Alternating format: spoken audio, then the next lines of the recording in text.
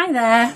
So this video is what an introduction to word art might look like. So what I'm going to concentrate on today is a type of word art called calligrams. So a calligram could be a single word, or it could be based on a phrase or a poem or some prose, and it's where the words take on part of the meaning of the word. So it's like a visual representation of what the word means. So that's what we're going to have a go at. So it's best to choose a word that instantly fills you with a good visual image. So I wouldn't choose a word like because that doesn't instantly conjure up a good image. So I'm going to choose a word that does conjure up a good image. And the word I've chosen to have a go at first of all is shark. So immediately when I say the word shark, I've got an image of a shark in my head. So that's what I'm going to try and portray with my word art. So I'm having a go at just drawing the shape of a shark, really basic at the moment.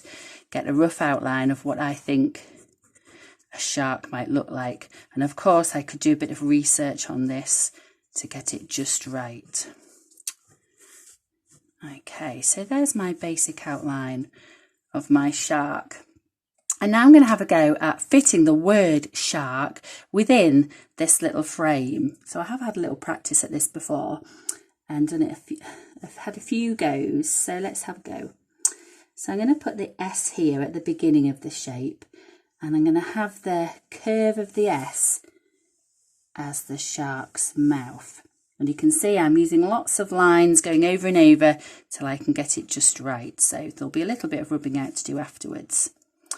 So here's the H. I'm going to use a curve of the H to get that fin of the shark in.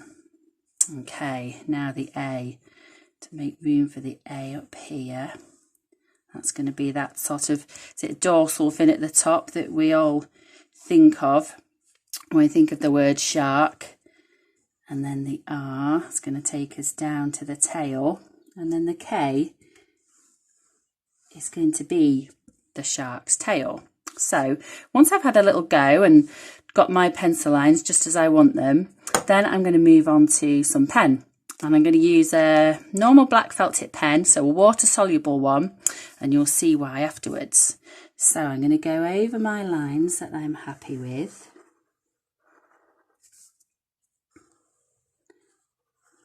Nice and carefully.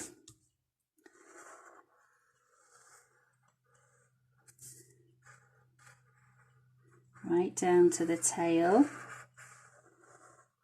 There we go. And I might even add a bit of an eye there as well, just to make it seem even more shark-like. Now at this point, I'm just going to take my rubber. I've got a little bit of putty rubber here, and I'm just going to remove some of that pencil out of the way so that we can see the shape that our letters have made. See if I need to make any little adjustments or anything.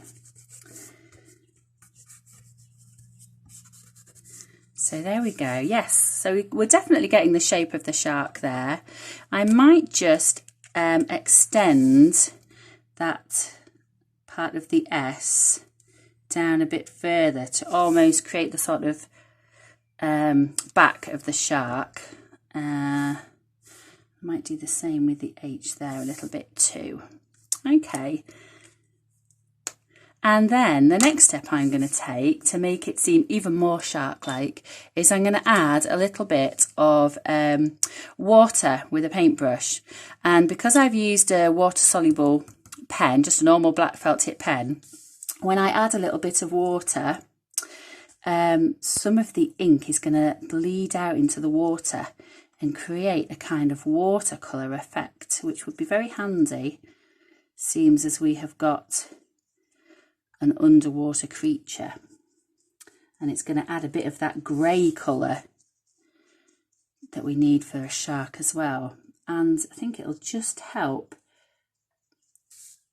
to block out the areas of the shark's body with a little bit of colour, a hint of grey.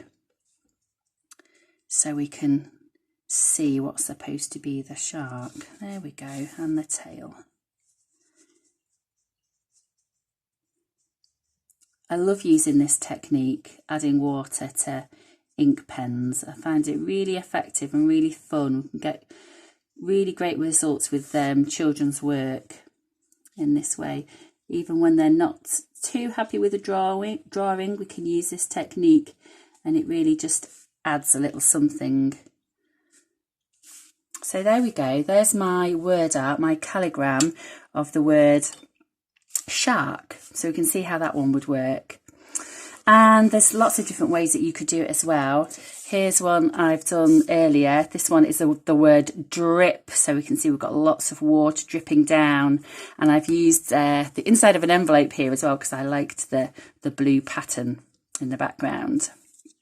On this one, another bit of recycled packaging here. We've got the word grow, and you can see with the letters, we've got lots of leaves and tendrils growing and a little watercolour wash in the background. And then finally, the other one I did was the word dark. And this time I rubbed charcoal all over this corrugated cardboard piece. And then with my putty rubber, I've rubbed out the word dark, which makes a really interesting effect. So there we go. It'd be really a fun project to start, having a little go at illustrating one words to begin with, but then you could just imagine how powerful it could be with a word like lockdown or isolation, those kind of really powerful words, and even illustrating whole poems in this style could look amazing. So there we go. I hope you enjoy.